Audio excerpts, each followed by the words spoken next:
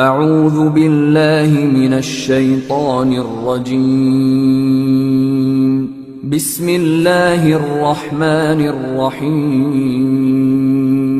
ایک اللہ رب العالمین کے لیے لائق و سزاوار ہے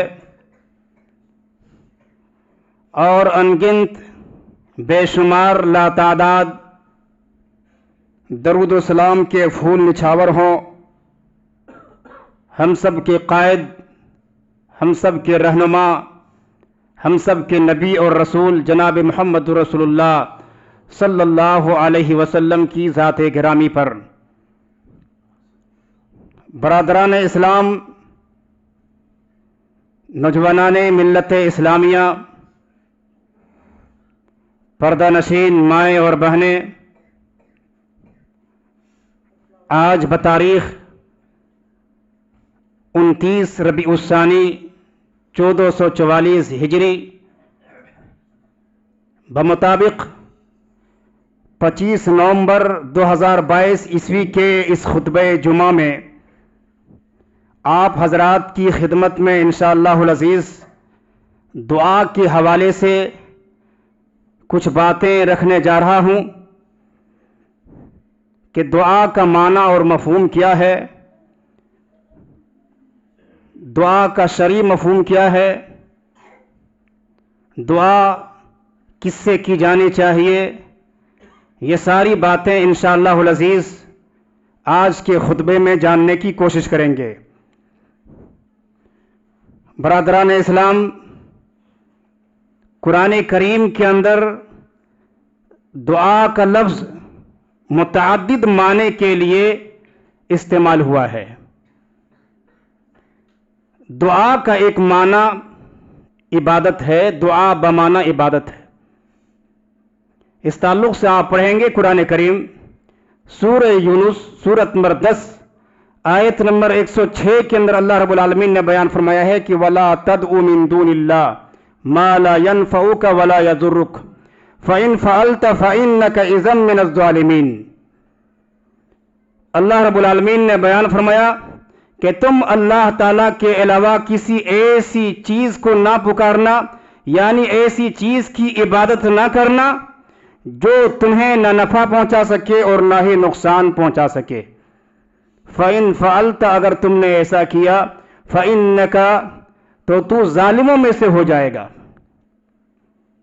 دعا کا دوسرا معنی مدد طلب کرنے کے ہیں، جیسا کہ اللہ تعالیٰ نے قرآن کریم سورہ بقرہ سورت نمبر 2 آیت نمبر 23 کے اندر بیان فرمایا ہے وَإِن كُنتُمْ فِي رَيْبٍ مِّمَّا نَزَّلْنَا عَلَىٰ عَبْدِنَا فَأْتُوا بِسُورَةٍ مِّن مِّثْلِهِ وَادْعُوا شُهَدَاءَكُم مِّن دُونِ اللَّهِ إِن كُنتُمْ صَادِقِينَ، کہ اے حق کے منکرو، اے حق کا انکار کرنے والو، اگر تمہیں اس قرآن کے بارے میں ذرہ برابر بھی شک ہے جس کو ہم نے اپنے بندے محمد کریم صلی اللہ علیہ وسلم پر نازل کیا ہے، فَأْتُوا بِسُورَةٍ مِّن مِّثْلِهِ، تو اس قرآن کی سورت کی طرح ایک سورت لے کر کے آ جاؤ۔ وَادْعُوا شُهَدَاءَكُم مِّن دُونِ اللَّهِ إِن كُنتُمْ صَادِقِينَ، اگر تم سچے ہو تو اللہ رب العالمین کو چھوڑ کر کے اپنے جتنے بھی مدد کرنے والوں کو بلا سکتے ہو بلا لے آؤ۔ دعا کا تیسرا معنی پکارنا ہے اور بلانا ہے، جیسا کہ اللہ رب العالمین نے قرآن کریم سورہ بنی اسرائیل سورت نمبر 17 آیت نمبر 52 کے اندر بیان فرمایا ہے کہ یوم یدعوکم فتستجیبون بحمدہ وتظنون ان لبثتم الا قلیلا۔ اللہ رب العالمین نے بیان فرمایا کہ جس دن تمہیں اللہ رب العالمین پکارے گا، یعنی قیامت کے دن، تو تم سب کے سب اس کی تعریف بیان کرتے ہوئے اس پکار کے جواب میں حاضر ہو جاؤ گے۔ وَتَظُنُّونَ، اور تم سوچ رہے ہوگے قیامت کے دن کہ تم دنیا کے اندر ایک تھوڑی سی مدت کے لیے بھیجے گئے تھے، تم دنیا کے اندر تھوڑے ہی دن ٹھہرے تھے۔ دعا کا چوتھا معنی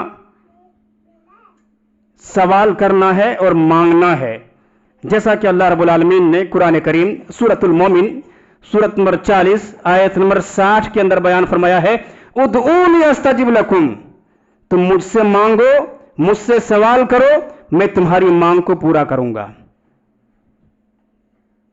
دعا کا پانچواں معنی قول اور بات ہے، جیسا کہ اللہ رب العالمین نے قرآن کریم سورہ یونس سورت نمبر 10 آیت نمبر 10 کے اندر بیان فرمایا ہے کہ دعواہم فیہا سبحانک اللہم وتحیتہم فیہا سلام وآخر دعواہم ان الحمد للہ رب العالمین۔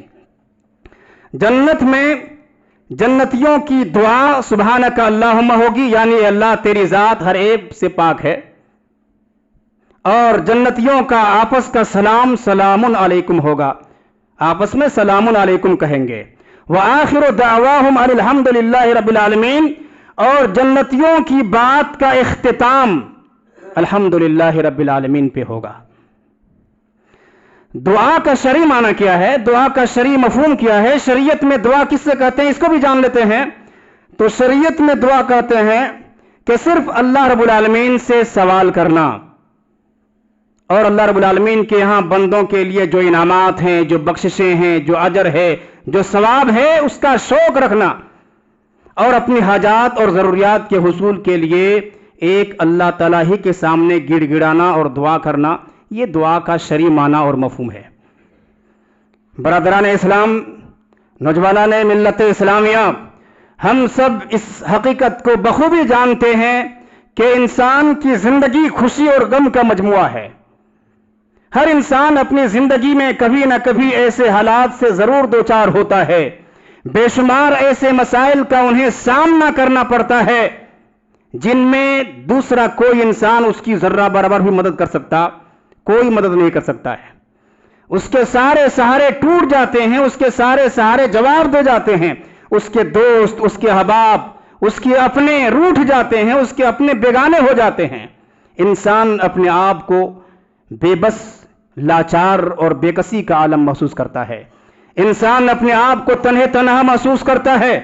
ایسے بے بسی کے عالم میں انسان کے دل کے اندر ایک آواز اٹھتی ہے، ایسے بے کسی کے عالم میں، دنیا کے سارے مادی وسائل اور ذرائع ٹوٹ جانے کے عالم میں انسان کے دل کے اندر ایک ہوک اٹھتی ہے، ایک کرن دکھائی دیتی ہے۔ ایسے بے کسی کے عالم میں اس کی امیدوں کا چراغ، تمناؤں کی کرن اور آرزوؤں کا محل صرف رب العالمین کی ذات پر منحصر ہو جاتی ہے۔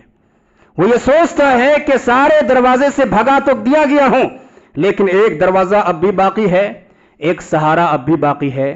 وہ سہارا اللہ تعالیٰ کا سہارا ہے، وہ دروازہ رب العالمین کا دروازہ ہے، وہ دروازہ کبھی بند نہیں ہوتا، وہ دروازہ ہمیشہ ہمیشہ کے لیے کھلا ہوا ہوتا ہے۔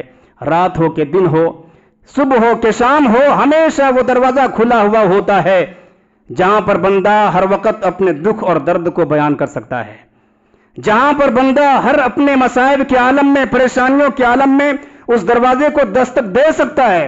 ساری دنیا سے مایوس ہو کر جب بے بس، لاچار، مجبور اور مقہور بندہ، لاغر اور کمزور بندہ اس دروازے کو دستک دیتا ہے تو رب العالمین اللہ تعالی اس کے غموں کو ہلکا کرتا ہے، اس کے دکھوں کا مداوا کرتا ہے، اس کی پریشانیوں کو دور کرتا ہے، اس کی دعا کو قبول کرتا ہے۔ وہ جو مانگتا ہے اللہ تعالیٰ اس کی مانگ کو پوری کرتا ہے۔ اللہ رب العالمین قرآن کریم کے اندر پوچھتا ہے، آپ پڑھیے قرآن کریم سورۃ النمل سورت نمبر 27 آیت نمبر 62 کے اندر اللہ رب العالمین نے بیان فرمایا ہے، امن یجیب المضطر اذا دعا ویکشف السوء ویجعلکم خلفاء الارض االہ مع اللہ قلیلا ما تذکرون۔ اللہ رب العالمین پوچھتا ہے، امن یجیب المضطر، دنیا کے اندر کون ہے جو بے قرار اور بے بس کی دعا کو قبول کرتا ہے جب وہ اس سے پکارتا ہے؟ کائنات کے اندر کون ہے جو مضطرب اور مصیبت زدہ کی پریشانی کو سنتا ہے، اس کی دعا کو قبول کرتا ہے، اس کی دعا کو سنتا ہے اور اس کی فریاد رسی کر کے اس سے مصیبت سے نجات دیتا ہے، اس کی پریشانی کو ختم کرتا ہے؟ کائنات کے اندر کون ہے جب کروٹ بدلتے ہوئے اس کے سینے سے، مریض کے سینے سے کراہ کی آواز نکلتی ہے تو مریض کے کروٹ بدلتے ہوئے اس کے سینے سے نکلنے والی کراہ کو سنتا ہے اور اس کو شفا دیتا ہے؟ وَيَجْعَلُكُمْ خُلَفَاءَ الْأَرْضِ، کائنات کے اندر کون ہے جو تمہیں زمین کے اندر خلیفہ بناتا ہے؟ الہ مع اللہ، کیا اللہ رب العالمین کے علاوہ کوئی اور بھی معبود ہے؟ اللہ رب العالمین بندوں سے پوچھتا ہے اِلٰہٌ مع اللہ، کیا اللہ رب العالمین کے سوا کوئی اور بھی معبود ہے؟ قلیلا ما تذکرون، کم ہی لوگ پھر بھی نصیحت حاصل کرتے ہیں۔ دعاؤں کو سننے والا، ہر انسان کی دعا کو قبول کرنے والا صرف رب العالمین کی ذات ہے، اس میں کسی دوسرے کو شریک ٹھہرایا جا سکتا، کسی دوسرے کو شریک نہیں ٹھہرایا جا سکتا۔ اللہ رب العالمین نے قرآن کریم سورہ بقرہ سورت نمبر 2 آیت نمبر 186 کے اندر بیان فرمایا ہے وَإِذَا سَأَلَكَ عِبَادِي أَنِّي فَإِنِّي قَرِيبٌ أُجِيبُ دَعْوَةَ الدَّاعِ إِذَا دَعَانِ فَلْيَسْتَجِيبُوا لِي وَلْيُؤْمِنُوا بِي لَعَلَّهُمْ يَرْشُدُونَ۔ اللہ رب العالمین نے بیان فرمایا، اے میرے حبیب جناب محمد رسول اللہ صلی اللہ علیہ وسلم، جب میرے بندے میرے بارے میں سوال کریں، اذا سألک عبادی انی، میرے بارے میں میرے بندے سوال کریں، پوچھیں، تو آپ انہیں کہہ دیجئے فإنی قریب، میں انسانوں سے بہت ہی زیادہ قریب ہوں، اجیب دعوت الداعی اذا دعان، پکارنے والے کی پکار کو سنتا ہوں۔ جب بندہ مجھے پکارتا ہے تو لوگوں کو چاہیے کہ لوگ میرے احکامات کو مانیں اور مجھ پر ایمان لائیں، شاید کہ وہ سیدھی راہ پر چل سکیں۔ دعا ایک عبادت ہے اور عبادت میں کسی دوسرے کو شریک نہیں ٹھہرا سکتا۔ اگر اس میں کوئی شخص دوسرے کو شریک ٹھہراتا ہے تو وہ شرک کا ارتکاب کرتا ہے۔ عبادت ایک دعا ہے، اور یہ صرف کسی مولوی کا قول نہیں ہے کہ دعا عبادت ہے، کسی سجادہ نشین کا قول نہیں ہے، کسی پیر اور مرشد کا قول نہیں ہے کہ دعا عبادت ہے، بلکہ امام الانبیاء جناب محمد رسول اللہ صلی اللہ علیہ وسلم نے ارشاد فرمایا کہ دعا عبادت ہے۔ آپ پڑھیں گے مسند احمد حدیث نمبر 18352 کے اندر حضرت نعمان بن بشیر رضی اللہ تعالیٰ عنہ سے مروی ہے کہ اللہ کے نبی جناب محمد رسول اللہ صلی اللہ علیہ وسلم نے ارشاد فرمایا ان الدعاء هو العبادہ، دعا ہی عبادت ہے۔ نعمان بن بشیر رضی اللہ تعالیٰ عنہ کہتے ہیں کہ اللہ کے نبی صلی اللہ علیہ وسلم نے پھر قرآن کریم کی ایک آیت تلاوت کی، جو آیت قرآن کریم سورہ مومن سورت نمبر 40 آیت نمبر 60 کے اندر موجود ہے کہ وقال ربکم ادعونی استجب لکم ان الذین یستکبرون عن عبادتی سیدخلون جہنم داخرین۔ وقال ربکم ادعونی، تمہارے رب نے کہا ہے ادعونی، مجھے پکارو، استجب لکم، میں تمہاری پکار کو قبول کروں گا۔ پھر رب العالمین آگے فرماتا ہے کہ ان الذین یستکبرون عن عبادتی، جو لوگ میری عبادت سے تکبر اختیار کرتے ہیں، جو لوگ میری عبادت سے خود شریک اختیار کرتے ہیں، ان قریب وہ لوگ بہت ہی جلد جہنم کے اندر ذلیل ہو کر کے داخل ہوں گے، رسوا ہو کر کے، خار ہو کر کے جہنم کے اندر داخل ہوں گے۔ برادران اسلام، اللہ رب العالمین کو کسی چیز کی ضرورت نہیں ہے، کسی چیز کو رب العالمین کی ضرورت نہیں، کسی کا محتاج اللہ تعالیٰ نہیں۔ وہ اللہ تعالیٰ فرما رہا ہے دنیا کے تمام لوگوں سے، اس میں صرف نبیوں سے خطاب نہیں ہے، اس میں صرف اولیاء کرام سے خطاب نہیں ہے، اس میں صرف بزرگان دین سے خطاب نہیں ہے، اس میں صرف نیکوکاروں سے خطاب نہیں ہے کہ تم مجھے پکارو، بلکہ اس آیت کے اندر دنیا کے تمام انسانوں سے خطاب ہے، گناہگاروں سے بھی خطاب ہے، خطاکاروں سے بھی خطاب ہے۔ ادعونی، تم مجھے پکارو، میں تمہاری دعا کو قبول کروں گا، میں تمہاری دعا کو قبولیت کا تاج پہناؤں گا۔ دعا تو مومن کا ہتھیار ہے، مومن کا ہتھیار اور مومن کا اسلحہ دعا ہے۔ اللہ رب العالمین کے سامنے گر گڑانا ہے، رب العالمین کے سامنے اپنی بات کو رکھنا ہے، اپنا درد اور اپنا دکھ اللہ تعالیٰ کے سامنے بیان کرنا ہے۔ تو اے دنیا کے مسلمانوں، آج تم ہزاروں مشکلات میں تم گھرے ہوئے ہو، ہزاروں پریشانیوں میں تم گھرے ہوئے ہو، مصیبتوں نے تمہیں اپنے چنگلوں میں گھیر رکھا ہے، تم بیماریوں میں مبتلا ہو اور پوری کائنات، پوری دنیا تمہارے وجود کو مٹانے کے در پہ ہے۔ ایسے عالم میں ہمیں اور آپ کو گھبرانے کی ضرورت نہیں ہے، ایسے عالم میں ہمیں اور آپ کو نا امید ہونے کی ضرورت نہیں ہے۔ آؤ پیغمبر اسلام جناب محمد رسول اللہ صلی اللہ علیہ وسلم کی سیرت کا مطالعہ کرو، انبیاء اکرام علیہم الصلوۃ والسلام کی سیرت کو پڑھو۔ انبیاء علیہم الصلوۃ والسلام نے جب مصیبتوں نے انبیاء اکرام کو گھیرا، مصیبتوں کے عالم میں، پریشانیوں کے عالم میں نبیوں نے کس کو پکارا تھا؟ پریشانیوں کے عالم میں نبیوں نے کس کو آواز دی تھی؟ ایک اللہ تعالیٰ کو آواز دی تھی، ایک اللہ تعالیٰ کو پکارا تھا۔ قرآن کریم کے اندر بہت ساری آیتیں موجود ہیں، بہت سارے انبیاء اکرام کے واقعات موجود ہیں. آپ پڑھیں گے سورۃ الانبیاء سورۃ نمبر 21 کے اندر حضرت ایوب علیہ السلام کا واقعہ موجود ہے. حضرت ایوب علیہ السلام کو اللہ رب العالمین نے بہت بڑا نبی بنایا تھا، بہت بڑا مالدار نبی بنایا تھا. بڑے بڑے لوگ دور سے حضرت ایوب علیہ السلام کو سلام ٹھوکتے تھے. دنیا کے سارے آرام و آسائش کے وسائل ان کے پاس موجود تھے، لیکن رب العالمین نے جب ان کا امتحان لیا، آزمائش لیا، تو ان کی ساری دولت چلی گئی، سارے مال چلے گئے، ساری دولت چھن گئی. اپنوں نے، غیروں نے، سب نے حضرت ایوب علیہ السلام کا ساتھ چھوڑ دیا. صرف ایک بیوی تھی حضرت ایوب علیہ السلام کی، جو ہمیشہ ہر وقت حضرت ایوب علیہ السلام کی خدمت کیا کرتی تھی. حضرت ایوب علیہ السلام کو رب العالمین نے بیماریوں میں مبتلا کر دیا، اور حضرت ایوب علیہ السلام ایک ہفتہ بیمار نہیں رہے، ایک مہینہ بیمار نہیں رہے، ایک سال بیمار نہیں رہے. کہا جاتا ہے کہ 18 سال تک حضرت ایوب علیہ السلام بیماری میں مبتلا رہے. آج ہم ایک ہفتہ بیمار ہو جاتے ہیں، ایک دن بیمار ہو جاتے ہیں، ایک مہینہ بیماری میں مبتلا ہو جاتے ہیں، ہم گھبرا جاتے ہیں، ہم نا امید ہو جاتے ہیں، ہم شکوہ اور شکایت کرتے ہیں. حضرت ایوب علیہ السلام 18 سال تک بیماری میں مبتلا رہے. ایک اللہ کو حضرت ایوب علیہ السلام نے پکارا، وَأَيُّوبَ إِذْ نَادَى رَبَّهُ أَنِّي مَسَّنِيَ الضُّرُّ وَأَنْتَ أَرْحَمُ الرَّاحِمِينَ.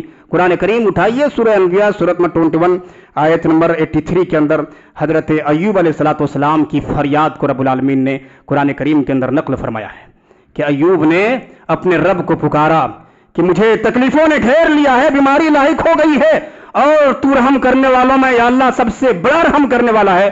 اللہ تعالیٰ فرماتا ہے کہ ہم نے حضرت ایوب علیہ السلام کی دعا کو قبول فرما لیا، انہیں صحت یاب کر دیا. حضرت آدم علیہ السلام سے غلطی ہوئی، کن کو پکارا، کن کو آواز دی؟ ایک اللہ کو آواز دی. قرآن کریم سورہ اعراف سورۃ نمبر 7 آیت نمبر 23 کے اندر حضرت آدم علیہ السلام کی فریاد کو رب العالمین نے نقل فرمایا ہے، ربنا ظلمنا انفسنا وَإِن لَّمْ تَغْفِرْ لَنَا وَتَرْحَمْنَا لَنَكُونَنَّ مِنَ الْخَاسِرِينَ. حضرت آدم علیہ السلام رب العالمین کی بارگاہ میں گڑ گڑاتے ہیں، روتے ہیں. اتنے بڑے نبی گڑ گڑا رہے ہیں رب العالمین کی بارگاہ میں، اللہ ہم نے اپنے آپ پر ظلم کیا ہے، ربنا ظلمنا انفسنا، اپنے آپ پر ہم نے ظلم کیا ہے، اگر تم نے ہمیں معاف نہ کیا، ہم پر رحم نہ کیا، تو ہم گھاٹا اٹھانے والوں میں سے ہو جائیں گے. حضرت آدم علیہ السلام اللہ تعالیٰ کی بارگاہ میں گڑ گڑاتے ہیں، روتے ہیں. رب العالمین حضرت آدم علیہ السلام کی توبہ کو قبول کرتے ہیں، قرآن کے اندر آیت اتارتے ہیں.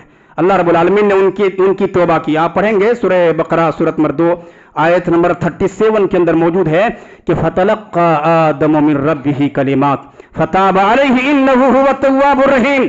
حضرت آدم علیہ السلام نے اپنے رب سے چند کلمات سیکھ لیے. فَتَلَقَّى آدَمُ مِن رَّبِّهِ كَلِمَاتٍ فَتَابَ عَلَيْهِ. اللہ رب العالمین نے حضرت آدم علیہ السلام کی توبہ کو قبول فرما لیا، کیونکہ اللہ تعالیٰ توبہ کو قبول کرنے والا اور رحم کرنے والا ہے. حضرت نوح علیہ السلام سے غلطی ہوئی تھی. کیا غلطی ہوئی تھی؟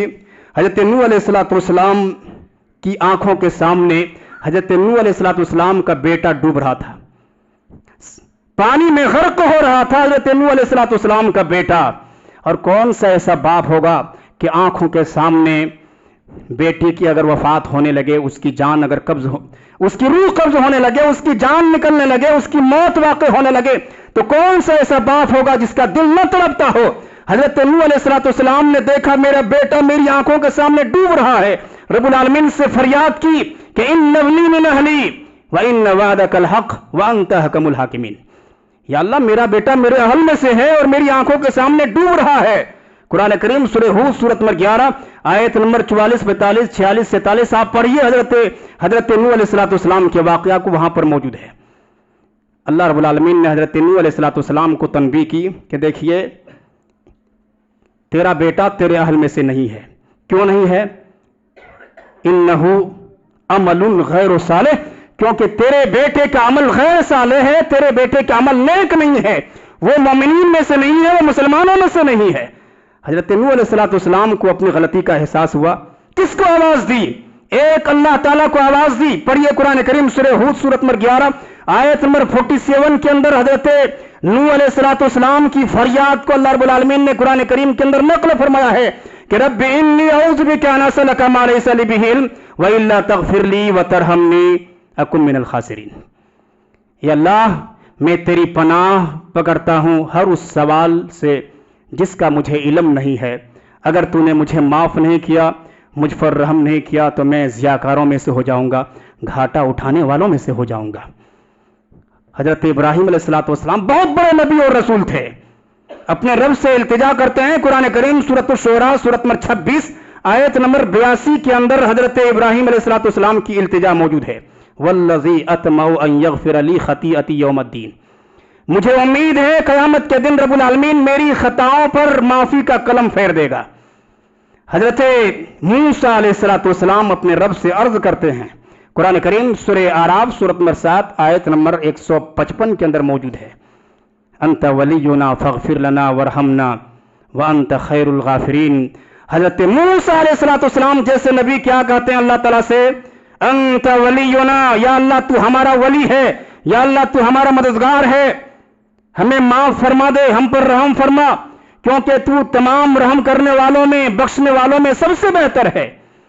اور قرآن کریم کے تیسرے پارے میں تفصیلاً بیان کیا گیا ہے کہ حضرت زکریا علیہ الصلوۃ والسلام نے مسجد اقصیٰ کے بند روم میں، مسجد اقصیٰ کے کلوز روم میں حضرت مریم علیہ الصلوۃ والسلام کے سامنے بے موسم کے تر و تازہ پھل دیکھے تو حضرت زکریا علیہ الصلوۃ والسلام نے مریم سے پوچھا، یا مریم ان لک ھذا، یہ پھل، یہ میوے کہاں سے آئے؟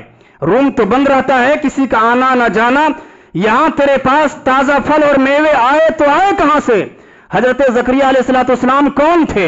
حضرت مریم علیہ الصلوۃ والسلام کے خالو تھے، اور رب العالمین نے حضرت زکریا علیہ الصلوۃ والسلام کے کندھے پر حضرت مریم کی کفالت کی ذمہ داری ڈالی تھی، اس لیے پوچھا، اے مریم یہ پھل کہاں سے آ رہے ہیں؟ حضرت مریم علیہ الصلوۃ والسلام نے کہا، ہوا من عند اللہ، یہ پھل، یہ تازہ پھل جو آپ دیکھ رہے ہیں یہ اللہ رب العالمین کی جانب سے اتر رہے ہیں۔ ان اللہ یرزق من یشاء بغیر حساب، رب العالمین جس سے چاہتا ہے بلا حساب رزق عطا فرماتا ہے۔ حضرت مریم علیہ الصلوۃ والسلام کے ان الفاظ نے حضرت زکریا علیہ الصلوۃ والسلام کے قلب اطہر پر گہرا اثر ڈالا۔ کیونکہ دل سے جو بات نکلتی ہے اثر رکھتی ہے، پر نہیں طاقت پرواز مگر رکھتی ہے۔ حضرت زکریا علیہ الصلوۃ والسلام نے سوچا کہ جو اللہ تعالی حضرت مریم علیہ الصلوۃ والسلام کو بند کمرے میں بے موسم کے تازہ پھل دے سکتا ہے، وہ ہمیں بڑھاپے کے عالم میں بیٹا بھی دے سکتا ہے۔ فوراً رب العالمین کو پکارا نماز کی حالت میں۔ آپ پڑھیے قرآن کریم سورہ مریم سورۃ نمبر 19 آیت نمبر 4 کے اندر حضرت زکریا علیہ الصلوۃ والسلام کی دعا موجود ہے، رب انی وہن العظم منی واشتعل الراس شیبا ولم اکن بدعائک رب شقیا، یا اللہ میری ہڈیاں کمزور ہو گئی ہیں اور بڑھاپے کی وجہ سے میرے سر کے بال سفید ہو گئے ہیں، یا اللہ میں تجھ سے مانگ کر کے کبھی بھی محروم نہیں رہا۔ اللہ اکبر، اولاد مانگ رہے ہیں، کس سے مانگ رہے ہیں؟ ایک اللہ تعالیٰ سے مانگ رہے ہیں۔ اللہ رب العالمین نے حضرت زکریا علیہ الصلوۃ والسلام کی دعا کو فوراً قبول کیا۔ اسی وقت جس وقت نماز میں کھڑے ہو کر کے حضرت زکریا علیہ الصلوۃ والسلام اللہ تعالیٰ سے فریاد کر رہے تھے، اسی وقت رب العالمین نے آسمان سے فرشتوں کی ایک جماعت کو بھیجا، جاؤ حضرت زکریا علیہ الصلوۃ والسلام کو بیٹے کی بشارت سنا دو۔ فرشتوں کی جماعت حاضر ہوئی۔ حضرت ایوب علیہ الصلوۃ والسلام نماز قائم کر رہے تھے، فرشتوں نے آواز دی کہ اے زکریا تیری دعا مستجاب ہو گئی ہے، تیری دعا قبول ہو گئی ہے، اللہ رب العالمین نے تجھے بیٹا عطا کرنے کا فیصلہ کر لیا ہے، اس کا نام بھی تجویز کر دیا ہے اور اس کو نبی بنانے کا بھی فیصلہ کر دیا ہے۔ اٹھائیے قرآن کریم سورہ آل عمران سورۃ نمبر 3 آیت نمبر 39 کے اندر موجود ہے، فنادته الملائکۃ وهو قائم یصلی فی المحراب ان اللہ یبشرک بیحییٰ مصدقا بکلمۃ من اللہ وسیدا وحصورا ونبیا من الصالحین۔ فرشتوں نے حضرت زکریا علیہ الصلوۃ والسلام کو آواز دی، فنادته الملائکہ وهو قائم یصلی فی المحراب، جس وقت حضرت زکریا علیہ الصلوۃ والسلام عبادت گاہ میں نماز پڑھ رہے تھے، ان اللہ یبشرک بیحییٰ، اللہ رب العالمین نے آپ کو یحییٰ علیہ الصلوۃ والسلام کی بشارت سنا رہا ہے،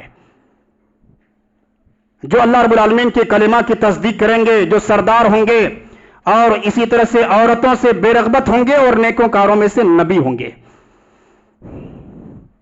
اللہ رب العالمین نے قرآن کریم کے اندر ان انبیاء کرام کے علاوہ متعدد نبیوں کی دعاؤں کا تذکرہ کیا ہے، ان کے واقعات کو بیان فرمایا ہے، ان کی سیرتوں کا تذکرہ کیا ہے۔ کیوں اللہ رب العالمین نے قرآن کریم کے اندر نبیوں کی دعاؤں کا تذکرہ کیا ہے، ان کی سیرت کا اور ان کے واقعات کا تذکرہ کیوں کیا ہے؟ اس لیے تاکہ بندہ قرآن پڑھے، عبرت حاصل کرے، قرآن پڑھے اور یہ سوچے اور سمجھے کہ کسی نبی نے اپنے سے بڑے نبی اور رسول سے ان کی دعا کے وسیلے سے اللہ تعالیٰ کو نہیں پکارا۔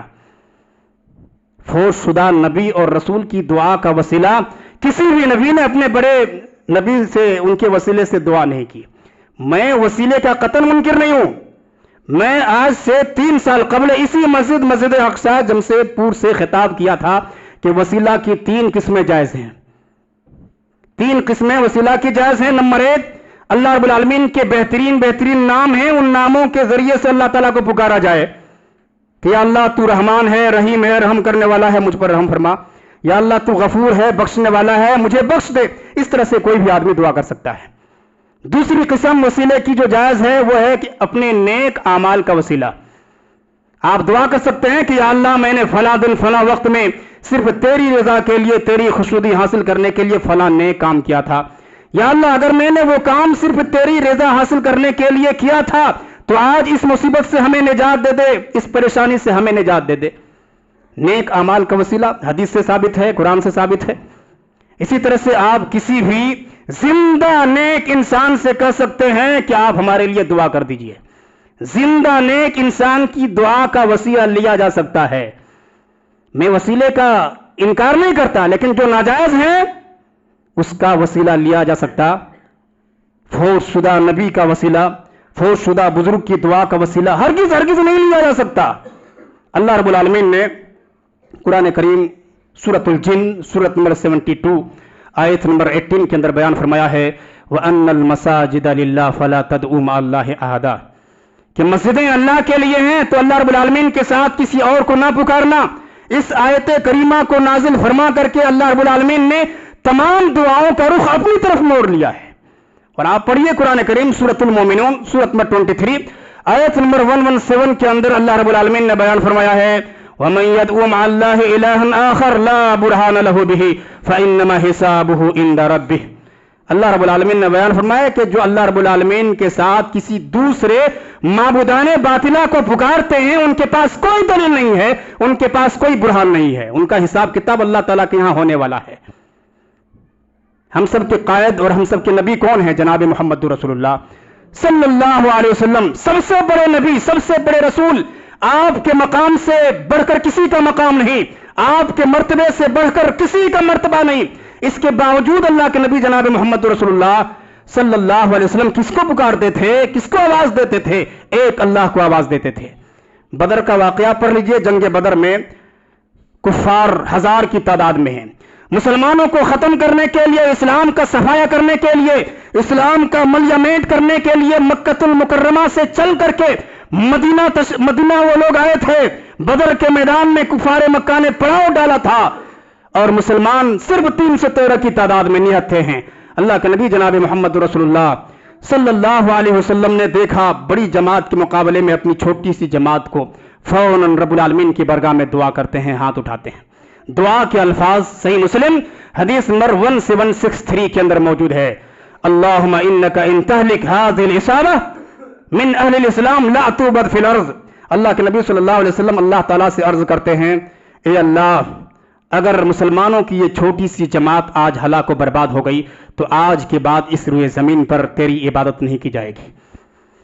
اللہ رب العالمین نے نبی اکرم جناب محمد رسول اللہ صلی اللہ علیہ وسلم کی دعا کو فوراً قبول کیا۔ قرآن کریم کے اندر آیت اتار کر کے آپ کو نصرت کی بشارت سنائی، اللہ کے نبی صلی اللہ علیہ وسلم کو مدد کی بشارت سنائی۔ اٹھائیے قرآن کریم سورۃ الانفال سورۃ نمبر 8 آیت نمبر 9 کے اندر اللہ رب العالمین نے بیان فرمایا ہے، اذ تستغیثون ربکم فاستجاب لکم انی ممدکم بألف من الملائکۃ مردفین بی۔ اللہ رب العالمین نے کیا فرمایا؟ اذ تستغیثون ربکم، یاد کرو اس وقت کو جس وقت آپ اپنے رب کو پکار رہے تھے، اللہ رب العالمین نے آپ کی فریاد کو قبول کر لیا۔ انی ممدکم بألف من الملائکۃ مردفین، ایک دوسرے کے پیچھے آنے والے 1000 فرشتوں کے ذریعے سے آپ کی مدد کرنے والا ہوں۔ اللہ اکبر۔ اللہ کے نبی جناب محمد رسول اللہ صلی اللہ علیہ وسلم کی دعا بلکہ تمام انبیاء کرام کی دعاؤں میں بڑی عاجزی تھی۔ تمام انبیاء کرام نے اپنے آپ کو عاجز بن کر کے، فقیر بن کر کے، مسکین بن کر کے اپنے آپ کو اللہ تعالیٰ کی بارگاہ میں ڈال دیا تھا اور زبان حال سے گواہی دی تھی کہ کوئی کچھ نہیں، یا اللہ تو ہی نفع کا مالک ہے، تو ہی نقصان کا مالک ہے۔ اللہ کے نبی صلی اللہ علیہ وسلم کی دعاؤں کو آپ پڑھیے، اس کے اندر کس قدر عاجزی کا اعتراف ہے، اپنی بے بسی کا اعتراف ہے، آپ کو اندازہ ہوگا۔ آپ پڑھیے سید الاستغفار، صحیح بخاری کتاب الدعوات حدیث نمبر 6306 کے اندر سید الاستغفار موجود ہے۔ سید الاستغفار کی فضیلت یہ ہے کہ جو آدمی صبح کے وقت پورے ایمان اور اعتقاد کے ساتھ اس دعا کو پڑھ لیتا ہے، شام سے پہلے اگر اس کی موت واقع ہو جاتی ہے تو جنت میں داخل ہونے سے اس انسان کو کوئی بھی چیز نہیں روک سکتی۔ اور شام کے وقت اگر کوئی سید الاستغفار پڑھتا ہے پورے ایمان کے ساتھ، صبح سے پہلے اگر اس کی موت واقع ہو جاتی ہے تو وہ جنت کے اندر داخل ہوگا۔ سید الاستغفار صحیح بخاری کتاب الدعوات کے اندر موجود ہے۔ اللہم انت ربی لا الہ الا انت خلقتنی وانا عبدک وانا علی عہدک ووعدک ما استطعت اعوذ بک من شر ما صنعت ابوء لک بنعمتک علی وابوء بذنبی فاغفر لی فانہ لا یغفر الذنوب الا انت۔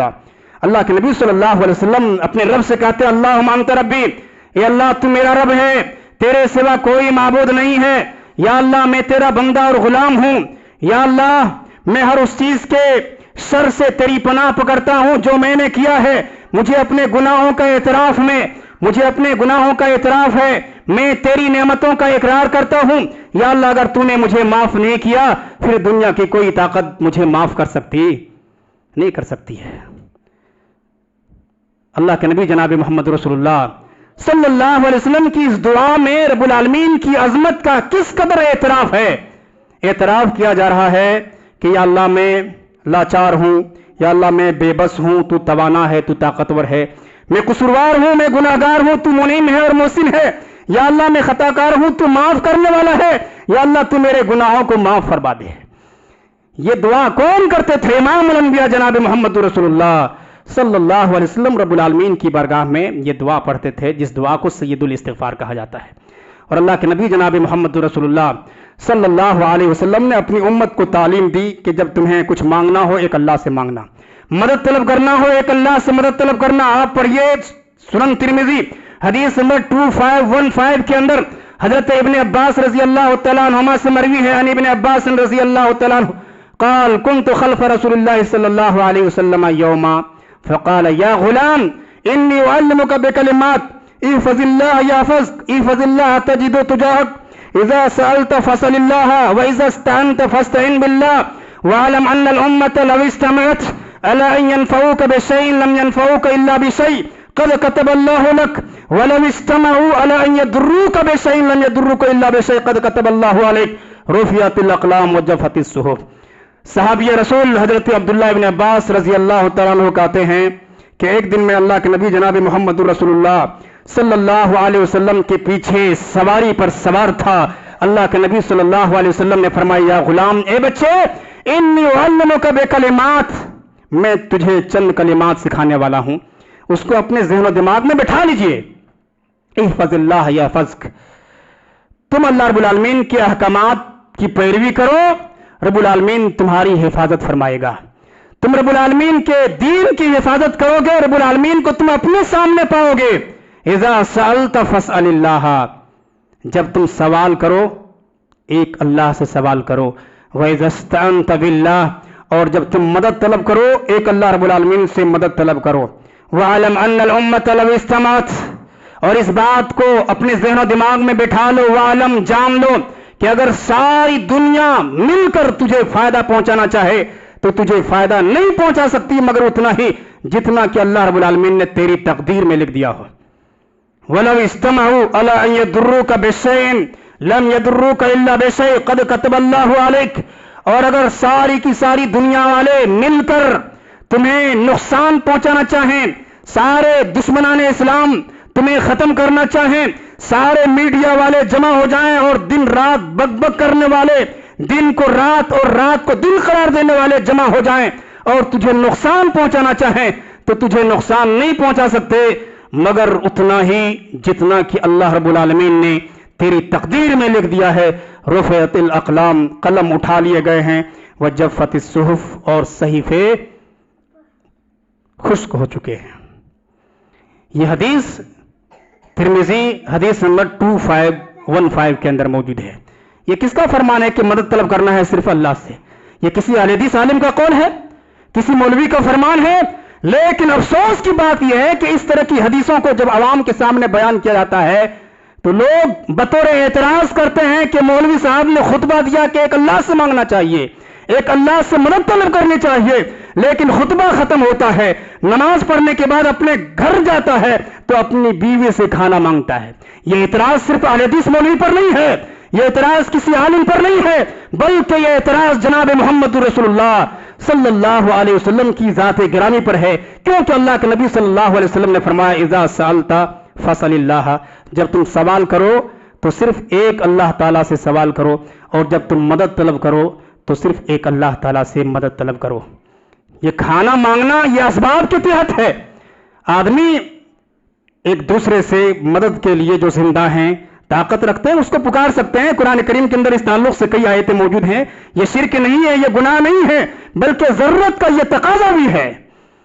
अज़ीज़ान गिरामी, आज लोग फौशुदा बुजुर्गों की दुआओं का वसीला साबित करने के लिए तरह तरह की मिसाल पेश करते हैं। कहते हैं कि देखिए भाई, छत पर चढ़ने के लिए सीढ़ी की जरूरत पड़ती है, वजीर आजम से मिलने के लिए एमएलए को पकड़ना पड़ता है, वजीर को पकड़ना पड़ता है। इसी तरह से अल्लाह ताला तक पहुंचने के लिए, अल्लाह का कुर्ब हासिल करने के लिए, अपनी मुसीबत दूर करवाने के लिए फौत शुदा बुजुर्गों की दुआओं का वसीला पकड़ना जरूरी है। मिसाल से समझाते हैं। मैं ये कहना चाहूंगा कि अल्लाह रब्बुल आलमीन के लिए मखलूक की मिसाल दी जा सकती? नहीं दी जा सकती।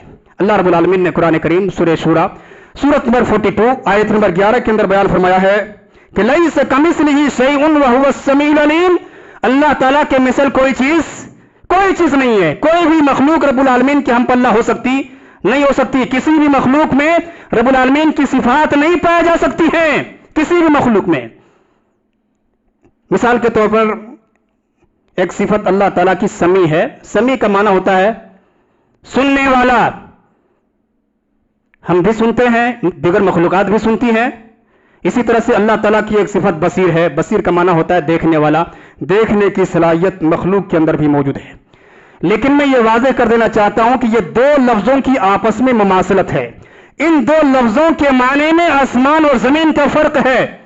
हम सुनते हैं कब कोई आदमी करीब से पुकारे, 10 फीट के फासले पर से पुकारे, 20 फीट के फासले पर से पुकारे, तब हम सुनते हैं। लेकिन अगर कोई आदमी दूर से पुकारे या बीच में बहुत बड़ी दीवार हायल हो तो हम दीवार के उस पार की पुकार को सुन सकते नहीं सुन सकते। लेकिन रब्बुल आलमीन की समात का आलम यह है कि हजरत यूनुस अलैहिस्सलाम मछली के पेट में, तहे बहरे जुल्मात, समंदर की लहरें थी, उन लहरों के नीचे मछली तैर रही थी और मछली के पेट के अंदर हजरत यूनुस अलैहिस्सलाम अपने रब को पुकार रहे थे, ला इलाहा इल्ला अंता सुब्हानका इन्नी कुन्तु मिनज़ ज़ालिमीन। हजरत यूनुस अलैहिस्सलाम की इस फरियाद को मछली के पेट के बाहर तैरने वाली दूसरी मछलियां नहीं सुन पा रही थी। ऐसे आलम में रब्बुल आलमीन आसमान की बुलंदियों से हजरत यूनुस अलैहिस्सलाम की फरियाद को सुन रहा था। इसी तरह से हदीस की किताबों के अंदर खौला रज़ी अल्लाह तआला अन्हा का वाक़या मौजूद है। आप पढ़ेंगे इब्न माजा हदीस नंबर 188 के अंदर मौजूद है, 188 के अंदर। हजरत खौला रज़ी अल्लाह तआला अन्हा नबी अकरम जनाब मोहम्मद रसूलुल्लाह सल्लल्लाहु अलैहि वसल्लम की खिदमत में हाजिर होती हैं और ज़िहार का मसला पूछती हैं। यह ज़िहार का इस्लाम के अंदर पहला वाक़या था और कोई हुक्म इस बारे में नाज़िल नहीं हुआ था। अल्लाह के नबी जनाब मोहम्मद रसूलुल्लाह सल्लल्लाहु अलैहि वसल्लम इमामुल अंबिया हैं, नबियों के इमाम हैं। इसके बावजूद भी अल्लाह के नबी सल्लल्लाहु अलैहि वसल्लम ने जवाब देने में तवक्कुफ इख्तियार किया। हजरत खौला रज़ी अल्लाह तआला अन्हा परेशान हो गई और कहने लगी, या रसूलल्लाह सल्लल्लाहु अलैहि वसल्लम, मैं बूढ़ी हो चुकी हूं, मेरी जवानी बीत चुकी है, अब मैं इस बुढ़ापे के आलम में जाऊंगी तो कहां जाऊंगी। हज़रत आयशा रज़ी अल्लाह तआला अन्हा फरमाती हैं कि अल्लाह के नबी सल्लल्लाहु अलैहि वसल्लम और हजरत खौला के दरमियान गुफ्तगू बहुत ही आहिस्ता अंदाज में हो रही थी, बहुत ही धीरे धीरे गुफ्तगू हो रही थी। حضرت عائشہ رضی اللہ تعالیٰ عنہ فرماتی ہیں کہ وَأَنَا فِي نَاحِيَةِ الْبَيْتِ مَا أَسْمَعُ مَا تَقُولُهُ. حضرت عائشہ رضی اللہ تعالیٰ عنہ فرماتی ہیں کہ میں گھر کے کونے میں تھی اور دونوں کے درمیان کیا گفتگو چل رہی تھی میں نہیں سن پا رہی تھی. ایسے عالم میں اللہ تعالیٰ آسمان کی بلندیوں سے حضرت خولہ رضی اللہ تعالیٰ عنہ کی بات کو سن رہا تھا، اور اللہ رب العالمین نے حضرت خولہ رضی اللہ تعالیٰ عنہ کی فریاد کو سن کر کے قرآن کریم کے اندر آیت اتاری جو سورۃ المجادلہ آیت نمبر 1 کے اندر موجود ہے. قد سمع اللہ قول التی تجادلک فی زوجہا وتشتکی الی اللہ. اللہ رب العالمین نے اس عورت کی بات کو سن لیا جو اللہ کے نبی صلی اللہ علیہ وسلم سے اپنے شوہر کے بارے میں فریاد کر رہی تھی، اپنے شوہر کے بارے میں تکرار کر رہی تھی. وتشتکی الی اللہ، اور اللہ کے حضور شکایت کر رہی تھی. اللہ رب العالمین فرماتا ہے کہ واللہ یسمع تحاورکما، اللہ رب العالمین تم دونوں کی گفتگو کو سن رہا تھا. عزیزان گرامی، اسی طرح سے ہم دیکھتے ہیں ہماری آنکھوں کے اندر روشنی موجود ہے. ہم دیکھتے ہیں، کب دیکھتے ہیں؟ جب روشنی موجود ہو، سورج کی چاہے روشنی موجود ہو یا بلب کی روشنی موجود ہو. لیکن اگر روشنی موجود نہ ہو دیکھ سکتے؟ اگر ہماری آنکھوں میں کوئی پٹی باندھ دے دیکھ سکتے؟ ہماری آنکھوں کے سامنے پتھروں کی اگر سل آ جائے دیکھ سکتے؟ ہرگز نہیں دیکھ سکتے. لیکن رب العالمین کی بصارت کا عالم یہ ہے کہ اللہ رب العالمین اندھیرے رات میں کالے پتھر پر سیاہ چیونٹی کے قدموں کی آواز کو سنتا بھی ہے اور اس کے چلنے کے انداز کو دیکھتا بھی ہے. نہ رب العالمین کی سماعت کا مقابلہ کیا جا سکتا ہے اور نہ ہی رب العالمین کی بصارت کا مقابلہ کیا جا سکتا ہے. اللہ رب العالمین انسان سے دور نہیں ہے، بلکہ دیکھنے کے اعتبار سے، سننے کے اعتبار سے، جاننے کے اعتبار سے، علم کے اعتبار سے رب العالمین انسان کے شہ رگ سے بھی زیادہ قریب ہے. چھت تو بہت دور ہے، چھت کئی فٹ کے فاصلے پر ہوتا ہے، لیکن اللہ رب العالمین انسانوں کے شہ رگ سے بھی قریب ہے. اللہ تعالیٰ فرماتا ہے سورہ مومن سورۃ نمبر 40 آیت نمبر 60 کے اندر ادعونی استجب لکم، اے دنیا کے لوگوں مجھے پکارو میں تمہاری پکار کو قبول کروں گا. اسی طرح سے اللہ رب العالمین نے قرآن کریم سورہ بقرہ سورۃ نمبر 2 آیت نمبر 186 کے اندر بیان فرمایا ہے فَإِنِّي قریب، میں انسان کے شہ رگ سے بھی زیادہ قریب ہوں، پکارنے والے کی پکار کو قبول کرتا ہوں جب بندہ مجھے پکارتا ہے. عزیزان گرامی، آج وسیلے کا مفہوم صرف یہ رہ گیا ہے کہ کسی بزرگ کا دامن پکڑ لیجئے اور اس کے بعد جو بھی عمل کرتے جائیے، کوئی فکر نہیں ہے. آج ایک بندہ گناہوں کے دلدل میں پھنسا ہوا، گناہوں کے بوجھ سے لدا ہوا، شرک و بدعات کی سیاہ چادر اوڑھے ہوئے بدمست زندگی گزار رہا ہے، جرائم کی زندگی گزار رہا ہے. پھر بھی وہ مطمئن ہے. کیوں مطمئن ہے؟ کیونکہ اس سے کسی بزرگ کی دستگیری حاصل ہے، اس سے کسی کے جاہ و مرتبہ کا سہارا موجود ہے. جب کسی کا یہ عقیدہ ہو جائے کہ رب العالمین کے علاوہ فلاں بزرگ ان کے ہاتھوں میں خزانے تقسیم ہوتے ہیں، شفا تقسیم ہوتے ہیں، جب کسی کا یہ عقیدہ ہو جائے کہ رب العالمین فلاں نبی کے وسیلے کے بغیر، فلاں نبی کی دعا کے وسیلے کے بغیر ہماری مراد کو پوری نہیں کرتا، ہماری فریاد کو نہیں سنتا، ہماری دعا کو نہیں سنتا، ہماری بگڑی نہیں بناتا ہے، ہمیں اولاد سے نوازتا نہیں ہے، تو پھر ایسا انسان رب العالمین کے سامنے نہیں پکارتا، ایسا انسان رب العالمین کی برگاہ میں نہیں گیر گراتا، ایسا انسان غیروں کی خاک چھانتا ہے، غیروں کے وسیلے کے ذریعے سے اللہ تعالیٰ تک پہنچنا چاہتا ہے. یہ عقیدہ یاد رکھیے مشرکین مکہ کا عقیدہ تھا. کس کا عقیدہ تھا؟ غیروں کی دعا کے وسیلے سے اللہ تک پہنچنا. یہ عقیدہ کس کا عقیدہ تھا؟ مشرکین مکہ کا عقیدہ تھا. اس بات کو اپنے ذہن و دماغ میں بھی بٹھا لیجئے کہ مشرکین مکہ کے مشرکین اللہ تعالیٰ کو حاضر تیوا تسلیم کرتے تھے، اللہ رب العالمین کو مشکل کشا سمجھتے تھے. یہ بات میں اپنی طرف سے نہیں، قرآن کہتا ہے ما نعبدہم الا لیقربونا الی اللہ زلفا. مشرکین مکہ کہتے تھے کہ ہم ان بتوں کی عبادت اس لیے کرتے ہیں، ہم ود سوا یغوث یعوق نصر کی عبادت اس لیے کرتے ہیں تاکہ یہ ہمیں اللہ کے قریب کر دیں. اور معنی میں کوئی تعریف نہیں ہے. آپ کسی بھی قرآن کا ترجمہ پڑھیے، آپ کو یہی ترجمہ ملے گا. مشرکین مکہ کہتے تھے ما نعبدہم الا لیقربونا الی اللہ زلفا. مشرکین مکہ سمجھتے تھے کہ یہ ود، یہ سوا، یہ یغوث، یہ یعوق، یہ نصر ہمارے اور اللہ کے درمیان وسیلہ اور ذریعہ ہیں. ہم ان کی منتیں اتاریں گے، ان کے نام پر نظریں چڑھائیں گے، نظریں مانیں گے، ہم ان کے نام پر چادر چڑھائیں گے، ہم ان کے نام پر گاجر چڑھائیں گے، ہم ان کے نام پر مالیدہ چڑھائیں گے، تو یہ خوش ہو کر کے ہماری فریاد کو اللہ تعالیٰ تک پہنچائیں گے. اور پھر ہماری دعا رب العالمین کی برگاہ میں قبول ہوگی۔ تو یہ عقیدہ رکھنا کہ فوت شدہ بزرگوں کی دعاؤں کے وسیلے سے ہی ہم اللہ تعالیٰ تک پہنچ سکتے ہیں، بہت ہی خطرناک عقیدہ ہے۔ لہٰذا ضرورت ہے اس بات کی کہ ہم تمام مسلمان ایک اللہ تعالیٰ کو پکاریں۔ کیونکہ اللہ تعالیٰ نے قرآن کریم کے اندر کہا ہے ادعونی استجب لکم، مجھے پکارو گے میں تمہاری پکار کو قبول کروں گا۔ کیوں؟ اس لیے کہ نبی صلی اللہ علیہ وسلم نے فرمایا کہ جب تم مدد طلب کرو تو صرف ایک اللہ تعالیٰ سے مدد طلب کرو، اور جب سوال کرو تو صرف ایک اللہ تعالیٰ سے سوال کرو۔ یہ ساری باتیں ہمارے ذہنوں میں رہنی چاہیے اور ایک دوسرے تک پہنچانا بھی چاہیے۔ ہم کانفرنسوں میں سنتے ہیں، ہم درس و تدریس میں سنتے ہیں، ہم خطبات میں سنتے ہیں، صرف اپنے حد تک محدود رہ جاتے ہیں۔ نہیں، آپ نے سنا ہے، آپ اس کو دوسروں تک پہنچائیے۔ اللہ کا پیغام، نبی اکرم جناب محمد رسول اللہ صلی اللہ علیہ وسلم کا پیغام دوسروں تک پہنچانا ہماری پہلی بنیادی ذمہ داری ہے۔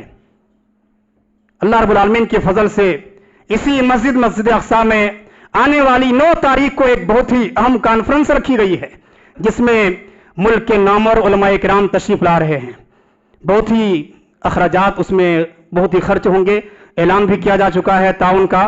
آپ تمام حضرات سے تعاون کی پھر میں اپیل کرتا ہوں کہ آپ تعاون کریں، کیونکہ ان تمام دروس سے، ان تمام کانفرنسوں سے، ان تمام اجلاس سے ہمیں قرآن کی بات سننے کو ملتی ہے، نبی اکرم جناب محمد رسول اللہ صلی اللہ علیہ وسلم کی بات سننے کو ملتی ہے۔ رب العالمین ہم تمام مسلمانوں کو سننے کے ساتھ ساتھ عمل کرنے کی توفیق عطا فرمائے، آمین۔ وصلی اللہ علی نبینا محمد